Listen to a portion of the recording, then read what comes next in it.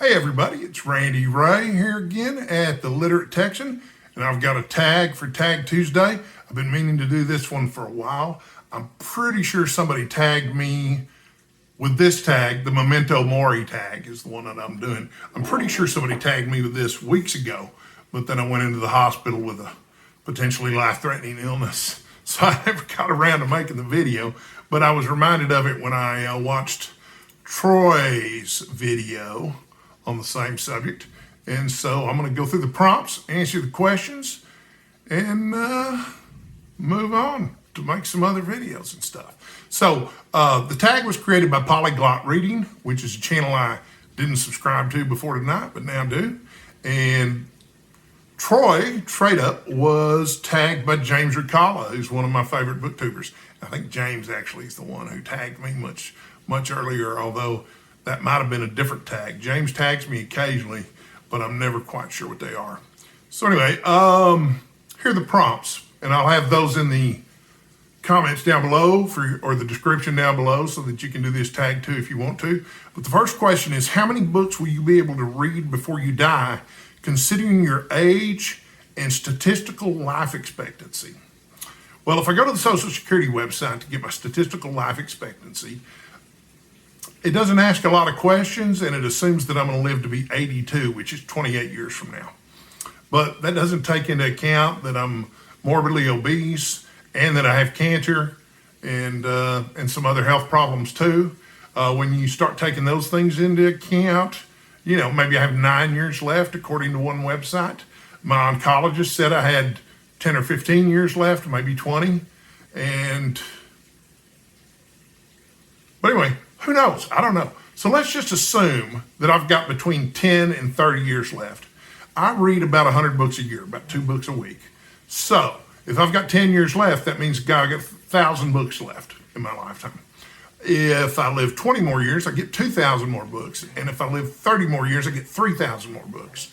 And that's assuming I'm able to read that whole time. You know, I do have a bit of macular degeneration, I think, so my eyesight's starting to go. Of course, there's always audiobooks.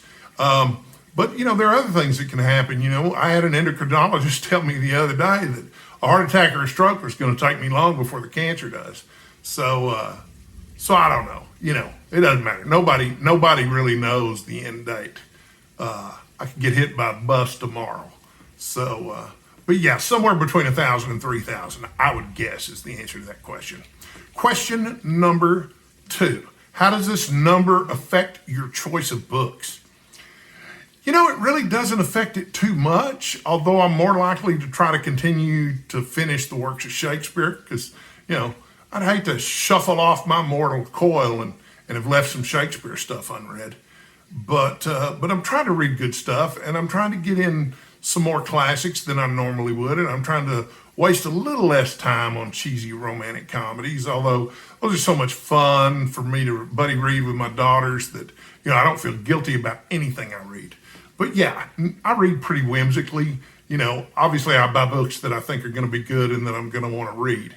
And they're on my shelves, and I'm working my way through them. Number 3, what will happen to your book collection once you have passed away? I have twin daughters who are 21, about to turn 22.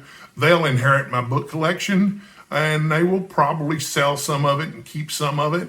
I've tried to explain to them which volumes, and there are precious few of them, that are actually collectible and worth something now. I've also explained to them that I often use a dollar bill or a $5 bill or a $20 bill as a bookmark, so they should definitely look through each book for money every time they do it. So, But yeah, I would imagine they'll keep maybe 25% of the book collection and sell the rest. They grew up in bookstores. They're readers.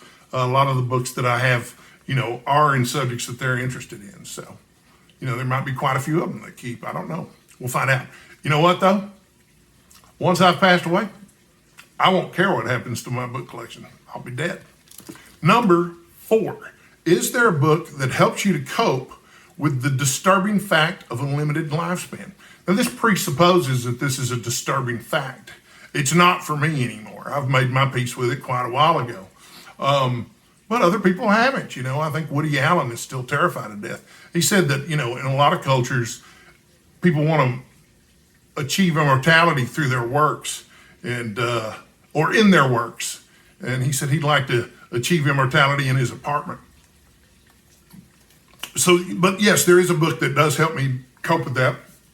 It's one of my favorite novels. It's called Everything Matters by Ron Curry Jr. If you get a chance to read this, it's wonderful. It's not a particularly famous novel. I've never heard anybody else singing the praises of it on BookTube besides me. But here's the premise, okay? You alone know that the world will end 36 years after your birth. So not only are you going to die, but everybody in the world's going to die. Do you succumb to nihilistic apathy? Use your singular knowledge to try to save mankind? To what end do you live your life? And this is just a fantastic novel. It's also one of the best audiobook presentations that I've ever read because it's got such a great ensemble cast, but each chapter is told from the perspective of a different narrator. And some of the narrators return to narrate multiple chapters. But these are his friends and relatives of the main character. And of course, he has his own POV chapters too. But yeah, it's just a marvelous book. And of course, I have enjoyed everything from Ron Curry Jr., although I don't think he's published a new novel in about 10 years. I sure wish he would. Number 5, which book on this topic do you consider the most witty or entertaining one? Well, this would be the one I would consider the most witty and entertaining. Although I will recommend another book called The Last Policeman by Ben H. Winters.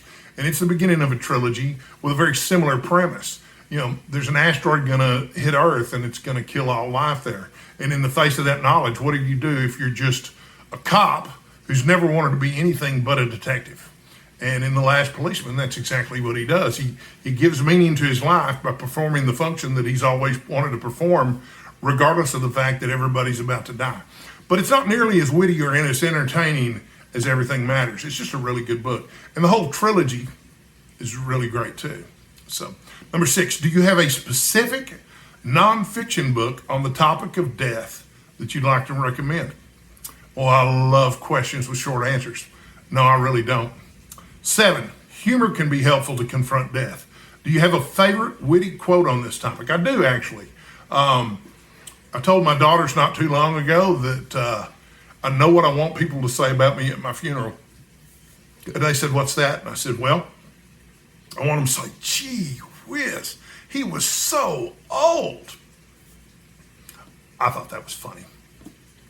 8, does this tag make you feel uneasy, or are you quite relaxed about this topic? I'm really relaxed about this topic. I was diagnosed with cancer, an incurable form of cancer called multiple myeloma, a little over 2 years ago. So I've had to make my peace with the fact that my mortality is on the way, probably a little bit quicker than we were expecting. Yeah, I shed some tears about it when I thought about some things that I might miss. You know, my daughters and I talked about it, and that got kind of emotional.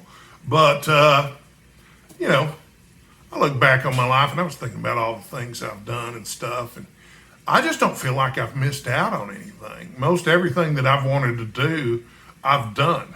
And there's not too many things in life that I want to do that I'm super motivated to try again. You know, I feel kind of like, what's that Frank Sinatra song where he goes, I've been a puppet, a pauper, a pirate, a poet, a pawn, and a prince. Yeah, I feel like I've kind of done all of that. I've been rich, I've been poor. You know, I've owned my own business, I've worked for other people, I've been married, I've been single, I've had girlfriends, I've been less single. You know, there's just nothing that I've wanted to do that I haven't gotten to do. And a lot of the stuff that I really loved about the world we lived in, you know, a lot of that's passed away and it's changed and it's different now. And sometimes for the better, sometimes for the worse. But I just look back at the last 54 years and just feel so lucky to have gotten to experience all these cool different things. So yeah, you know what?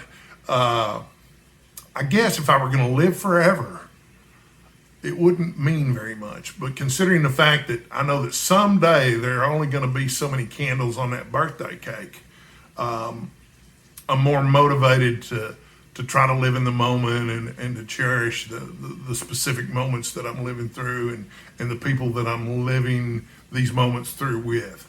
So I don't know if that made any sense or not. It made sense to me when I started to say it, but I never know when the brain's going to misfire between my brain and my mouth. You know what I mean? So anyway, that is the Memento Mori tag. I meant to mention this at the very beginning of the video. You probably already know this, but Memento Mori is Latin for remember you must die. And a lot of people keep some kind of token to remind them of this, and that's called a memento mori. A memento is literally something like a keepsake. In the Sherlock Holmes TV series, he uses painting of a skull. And in the old days, medieval days, they would use an actual skull. But anyway, so if you're wondering where I got the skull that I used in the thumbnail for this, you know, it's picked up from the artwork that was used in the TV series. At any rate, am I supposed to tag people? I am going to tag people. If you haven't done this tag yet and you want to do it, consider yourself tagged. That could be any number of a lot of people, because I have 1,075 subscribers now, if you can believe that. That's crazy that there's that many people want to listen to the ramblings of this crazy old man. So I've got more videos coming about more bookish topics soon. Some of these are going to have to do with adventure books, and some of them might have to do with more books about Memento Mori. You just never know. There's a lot of events coming up that I'm honored to be hosting and co-hosting, and I'm just thrilled to be back on here. Until my next video, stay sexy, folks, and I'll see you soon.